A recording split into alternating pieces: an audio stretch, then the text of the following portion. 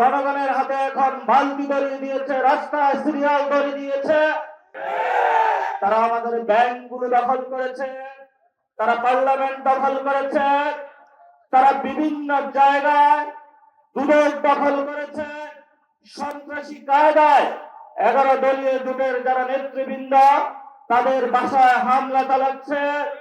জনগণের যে অধিকার রয়েছে সেই ভিত্তিতে জনগণ ভোট দিয়েছিল, জনগণের হাতে এখন বালতি ধরিয়ে দিয়েছে, রাস্তায় সিরিয়াল ধরিয়ে দিয়েছে। আজকে একজন ব্যবসায়ী আমাকে বলছেন 6টার পরে হলে দোকানে কাস্টমার আসে, 6টার পরে হলে সরকার আবার দোকান বন্ধ করে দিয়েছে।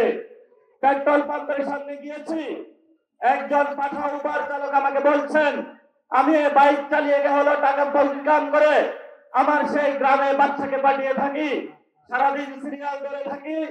যখন পেট্রোল পাম্পের সামনে যাই বলা হয় যে তেল নাই, আবার সন্ধ্যায় সিরিয়াল ধরি, আবার বলে তেল নাই। তাহলে আমি সংসারটা চালাবো কিভাবে? বাংলাদেশের সাংবিধানিক যে প্রতিষ্ঠানগুলো রয়েছে সেই সাংবিধানিক প্রতিষ্ঠানগুলোকে আমরা যখন একটি নতুন বাংলাদেশে সংস্কার নিশ্চিত করতে চেয়েছিলাম, দুদকে সংস্কার নিশ্চিত করতে চেয়েছিলাম, বিচারালয়ে সংস্কার নিশ্চিত করতে চেয়েছিলাম, পুলিশ প্রশাসনের সংস্কার নিশ্চিত করতে চেয়েছিলাম, সাংবাদিক ভাইদের সংস্কার নিশ্চিত করতে চেয়েছিলাম, ব্যবসায়ী ভাইদের সংস্কার নিশ্চিত করতে চেয়েছিলাম, ব্যাংকিং খাতে সংস্কার নিশ্চিত করতে চেয়েছিলাম।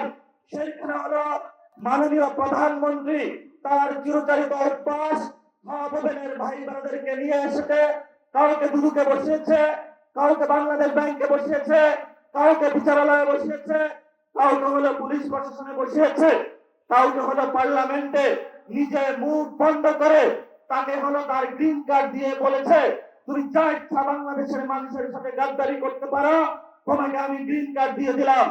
এই যদি হয় জিয়াউর রহমানের সন্তানের ভবিষ্যৎ, এই সন্তানের ভবিষ্যতের সাথে বাংলাদেশের ভবিষ্যৎ যাবে না, যাবে না, যাবে না। দেশে দেশে সবার সাথে দ্য নিউজ।